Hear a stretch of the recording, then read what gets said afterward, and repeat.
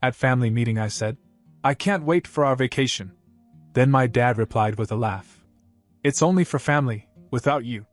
They all laughed loudly. I just nodded and left. 5 days later, my mom tried to withdraw $5,000, but then I blocked the card and wrote, "Pay without me." Panic ensued. I should have known something was wrong the moment my mom invited me over for dinner. It was a Thursday night. I had just finished grading a stack of spelling tests when I saw her name pop up on my phone. She never calls during the week unless something's wrong. But this time it was cheerful. "Come over on Sunday," she said. "We're having a barbecue. Just family. Just family." That phrase struck a little differently after everything that had happened the previous month. You see, a few weeks earlier, I'd taken a short trip with Emily, my girlfriend of about a year. Nothing extravagant. We both have day jobs. I teach 4th grade, she's a dental hygienist. We split the cost, stayed in a modest cabin outside of Boulder, did some hiking, took some pictures, had a great time. Quiet. Peaceful. I didn't invite anyone else because it wasn't a family trip. It was for us. Apparently, that decision made me the bad guy. Somehow my parents found out. My cousin's Instagram story probably gave it away. Emily and I against a snowy mountain backdrop, smiling, holding cheap craft beer. I didn't post it myself, but it didn't matter. Within 2 days I got calls from Tara, my sister, saying I was being selfish. Matt, my older brother, said I had changed. My mom didn't scream, but she dropped the guilt like a ton of bricks. "We've always been there for you, Andrew," she said. "But when you get a little time off, you run away like we don't exist." They acted as if I'd gone to Europe without telling them. Like I'd cut them out of my life. Like I owed them something. I ignored most of it. Figured they'd cool off. They always did. So when my mom called about Sunday dinner, I thought maybe this was her peace offering.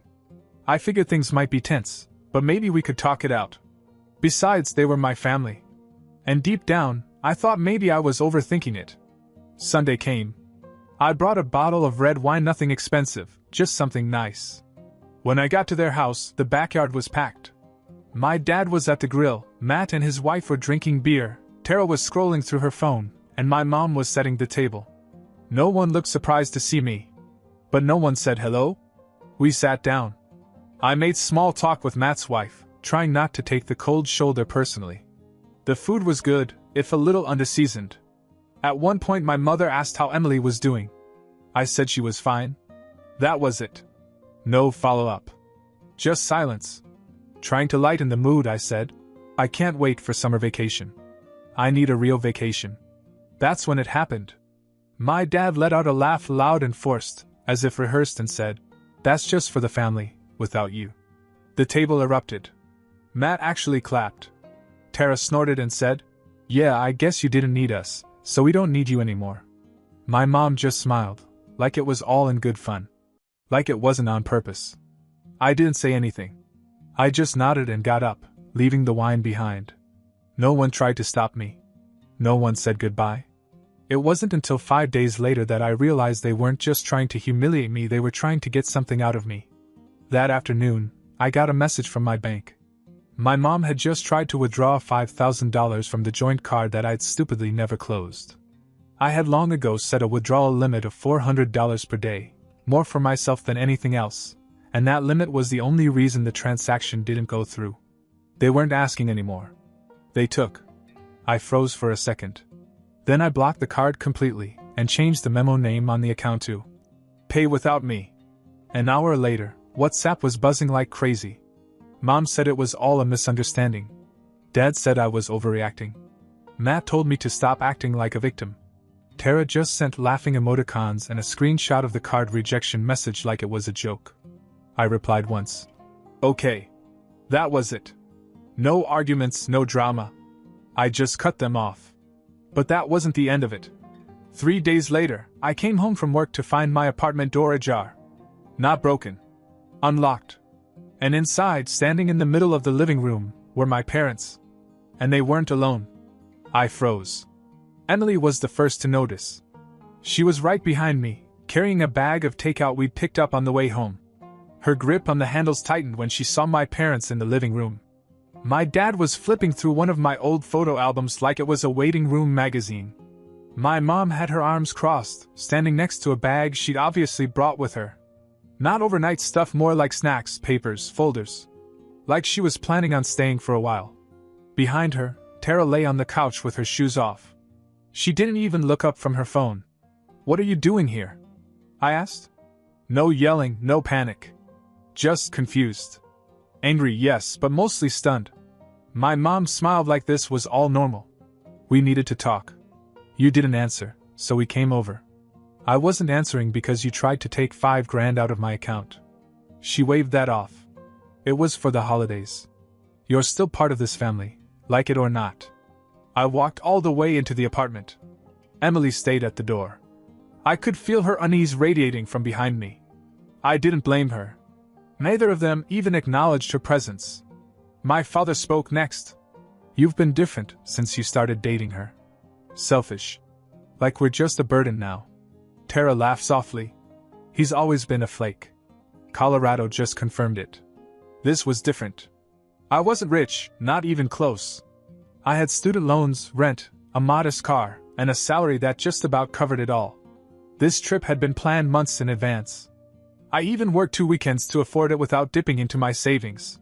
So yes, it was personal. Emily finally spoke. "You broke into his apartment. That's not okay."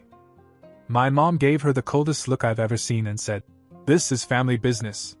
I didn't tell them to leave immediately. I should have. But part of me wanted to understand how they had convinced themselves that this was acceptable. What mental gymnastics made them think they had the right? It didn't take long. When my father told me I owed them a vacation for abandoning them, I snapped. "You need to go. Now." My mom tried guilt. My dad tried sarcasm. Tara made some crack about how Emily must love the drama. I didn't care. I opened the door and gestured outside. They finally left, all of them. My mom was the last to leave. She turned to me just before she walked out and said, "You're going to regret this." I locked the door behind them and just stood there. Emily sat down and looked at me. "This is not normal, Andrew." I nodded. "I know." I didn't sleep that night. I kept thinking about the shared map. About the look on my dad's face when he told me I'd changed. About how confident my mom looked when she trespassed, like she was doing me a favor. That's when it hit me. I couldn't let this go. So I called someone I hadn't talked to in months. My mom's older sister, Aunt Denise. Black sheep of the family. Cut ties with my parents years ago for something no one ever explained to me. But she always liked me. And she never liked them. When she answered, she didn't sound surprised. "I was wondering when you were going to call," she said. "I saw the group chat screenshots. I have some things to tell you." And that's when things really started to change.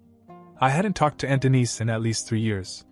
She lived across town in a little house she'd inherited from our grandmother, and though she never came for holidays, she always sent cards, birthdays, graduations, even the little ones. I never knew the full story behind why she distanced herself from the family, only that my mother called her unstable, and my father said she was toxic. But at that moment, she was the only person I could think of to call. She invited me over that very night. Denise didn't waste any time. As soon as I walked in, she handed me a manila folder and said, "Your mother has been manipulating people for years. You're just the latest target." I didn't even take off my coat. Inside the folder were printouts of text messages, bank transfers, photocopies of old emails. Stuff from when she was helping my parents out financially, apparently long before I was ever involved. They borrowed money for a roof repair in 2012. She said, 10,000. I found out later they used it to go on a cruise. Told everyone I was lying. Said I had memory problems. It felt like swallowing sand. She poured 2 glasses of red wine and continued. According to her, my mother had always been good at guilt. Good at painting people as ungrateful when they set boundaries. Denise had tried to pull away gently. Then firmly.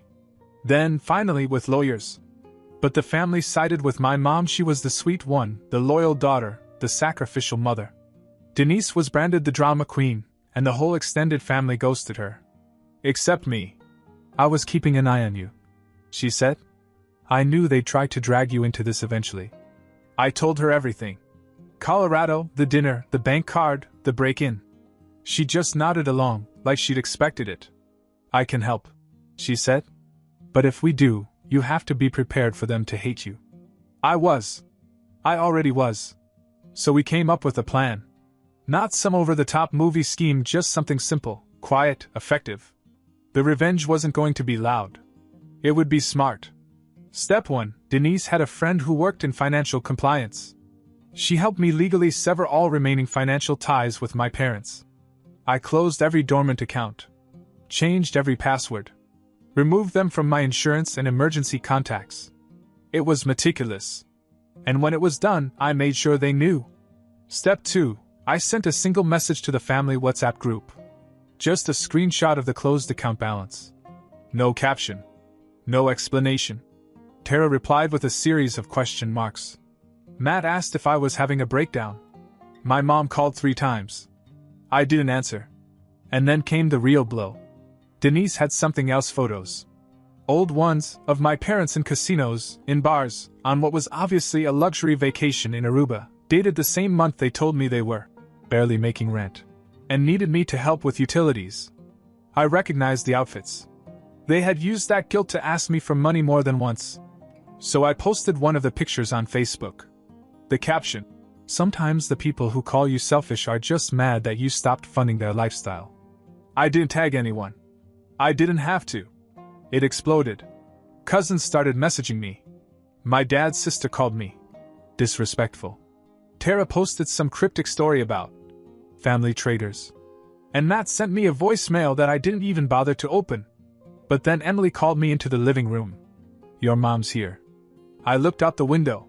Sure enough, my mom was standing at the front door. This time, she wasn't alone. She brought someone with her. And that was when I realized we were only halfway through the storm. She brought my Uncle Brian. If you don't know who Brian is, consider yourself lucky. He's my dad's younger brother, loud, arrogant, and always trying to make himself useful in situations that don't concern him. The kind of guy who thinks, "I'll fix it," is a personality trait. I hadn't seen him in almost a year, which was intentional. He stood next to my mom on the porch like some kind of enforcer, arms crossed, sunglasses on, even though it was almost sunset. My mom didn't look angry. She looked tired. Or at least she wanted to look tired. The look of a woman who thought she had been wronged and had finally come to extend an olive branch, just one dipped in gasoline. Emily stayed inside, watching quietly from the kitchen. I stepped out and shut the door behind me. We need to talk, my mother said. I didn't move. I don't think we do. Brian jumped in immediately. You embarrassed the family. That post you made? That was out of line, Andrew. I almost laughed. Out of line was trying to drain my account. She made a mistake, Brian snapped. But you. She didn't make a mistake. She made a choice. Don't act like you weren't in on it. My mother held up her hands as if caught in the middle of something she had no part in. I didn't come to fight. I came to make peace. I didn't say anything. We want you back for the family trip, she continued. We canceled the original plans. We're going somewhere smaller. We thought maybe we could start over. So that was it. They wanted to reset the game. New rules. Erase the board, pretend it never happened. I knew that trick. They'd done it after every major blow-up in the past, call it a misunderstanding, offer some gesture of peace, and then go right back to the same manipulative cycle once I agreed. But this time I wasn't interested in playing. I'm not going anywhere with you, I said. And if you show up here again uninvited, I'm filing a report. Brian scoffed. You're seriously threatening your own mother? No. I'm protecting my life. That's what I'm doing right now. My mom's expression finally changed, as if she couldn't believe I was serious. Like I was the one escalating things. Then she gave me a look I hadn't seen since I was a kid. A mixture of pity and contempt. Like she was mourning someone who wasn't even dead. You're not the same person anymore, she said. You've changed. And that's when I realized she meant it as an insult. They walked off the porch without another word. No dramatic exit. No final plea. Just silence. The kind that means they weren't done, they were regrouping. Inside, Emily looked at me as if waiting for the weight to lift. It's not over, I told her. They're not going to leave it like this. And they didn't. 2 days later, I received notice that someone had filed a formal complaint with the school board. anonymously, alleging that I was emotionally unstable and creating a hostile environment for students. I didn't expect the school to be involved. The email arrived on a Wednesday just before lunch. Subject line: Notice of concern, immediate acknowledgement required. At first I thought it was spam. Then I saw the sender, Office of Professional Conduct, District 14. Inside was a formal complaint. Anonymous, but detailed enough to do damage. It said I was emotionally unstable, possibly depressed, and suggested that personal issues were affecting the learning environment. No actual events were cited, just vague phrases like erratic behavior and concerning classroom tone. It even mentioned Emily, though not by name, and referred to relationship conflicts that may have been observed by minors. I felt like I'd been hit. I sat frozen at my desk, still holding the half-warm thermos of soup I hadn't opened. This wasn't a misunderstanding. This was planned. Precisely. Aimed right at the one thing I had left, that they couldn't touch my job. I was in the principal's office that afternoon. Ms. Carver's face said she knew the whole thing was a mess. She carefully told me that she wasn't passing judgment, that this would be handled according to protocol. I'd be put under informal observation, and HR might come in for a talk. I nodded. Said I understood. Walked out without saying more. But inside, something cracked. When I got home, Emily met me at the door. I didn't even have to explain. I just handed her the printed email. She read it once, then put it down. Who would do this? She asked. And I didn't even have to think. They would. Later that night, I called Denise. Told her everything. You were right, I said. They don't stop. They escalate. She didn't gloat. She just got quiet and said, "It's time to end this." So we did. We spent the next few days collecting every receipt, every message, every voicemail, anything that showed a pattern. There were the texts from my mom asking for help with groceries, right before she posted beach pictures from Cancun. The Venmo request Tara sent labeled textbooks, which I later found out was a down payment on Coachella tickets. Screenshots of emails from my dad begging for help with overdue car insurance, and the date-stamped receipt for a brand new flat-screen TV that same week. I'd ignored these things for years. Tolerated them. Believed that keeping the peace was more important than keeping score. But now I was keeping score. When the file was done, we didn't send it to my parents. We didn't threaten them with it. We sent it to the family group chat, the extended one. All the cousins, the aunts who still sent Christmas cards, the people who always believed my mother's stories about her selfless son who drifted away because of his controlling girlfriend. It had a single sentence from me at the top. Before you believe the version of me they talk about, see the version they never mention. Then, screenshots, receipts, timelines. A screenshot of my banking application showing the attempted $5,000 withdrawal. A copy of the complaint email with the school in the subject line. And finally, a note from Denise confirming that she had seen much of this firsthand over the years. The group chat exploded. One of my cousins asked if it was a prank. Another simply replied, "Jesus." My dad's sister, who hadn't spoken to me in years, DM'd me privately and said, "I had no idea. I'm sorry." But not everyone was sorry. Matt messaged, "This is disgusting. You're humiliating your own mom." Tara posted on her story, "Some people can't handle being called out, so they try to burn down the whole family tree." And then came my mom. She didn't respond in the chat. She went around it. Straight to Emily. Emily showed me the message. It said, "You poisoned him. He wasn't like this before you. I hope you're happy." That was her last card. Divide us. Blame her. Rewrite history again. But Emily didn't flinch. She looked at me and said, "End it. All of it. Whatever you have to do." And that's when I knew what had to happen. It wouldn't be loud. It would be final. I didn't write back to my mom after she texted Emily. I didn't call, I didn't block her, I didn't even respond. I just let it sit there, 3 sentences trying to put it all on the woman I loved, like I was some kind of puppet being controlled. As if all this hadn't been years in the making. Emily read it once, closed her phone and said, "She knows she lost." That was the first time I believed it. I made a decision that week. Not out of anger, not out of spite, just out of necessity. I wasn't going to live in fear of another false accusation or another uninvited visit. I wasn't going to wait for the next time they decided to come back into my life. I was going to make sure there wouldn't be a next time. So I called a lawyer. Not one of those flashy billboard lawyers. Denise knew a quiet, sharp woman named Clara who specialized in family disputes and restraining orders. She was calm, efficient, and didn't even blink when I handed her the stack of screenshots and printouts. She listened carefully, asked the right questions, and by the end of the meeting she had a plan. Within a week, the no-contact order was filed temporary, pending full approval, which wouldn't take long given what I'd handed over. I also filed a separate report for the incident at the apartment. Turns out, what my parents did that day wasn't just family drama. It was a crime. Trespassing. My landlord issued a formal warning, changed the locks, and offered to install a new security camera free of charge.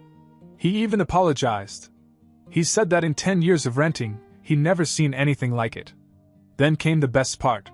Clara traced the anonymous complaint to the school board. Her team got the metadata from the email header, matched the IP, and no shock traced it back to Tara's college. She hadn't even bothered to use a VPN. I didn't press charges. I didn't have to. When my lawyer contacted the school and showed them the data trail, they immediately dropped the charges and closed the file. That was the end of the professional damage. And it was the beginning of something better. I took a week off. Real time off. The county gave me full pay, probably out of quiet sympathy. Emily and I used the break to look at new apartments. A fresh start.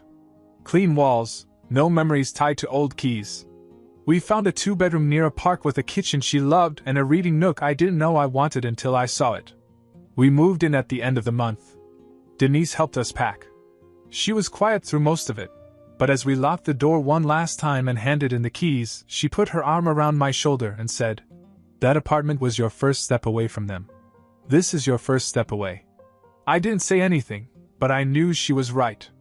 After we moved, I deleted the family group chat. Didn't leave it. Deleted it.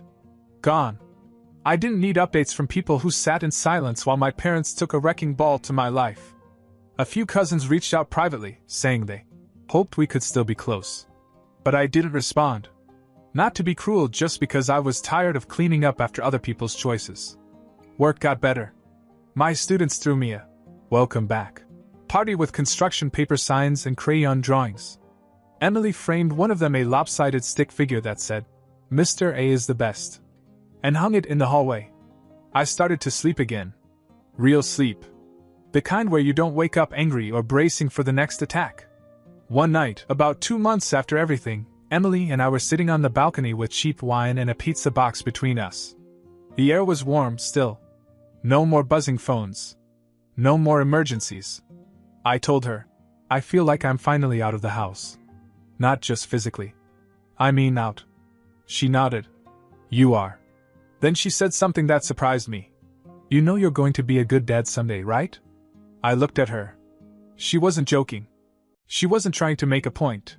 She was just saying it. Like she saw something I hadn't considered.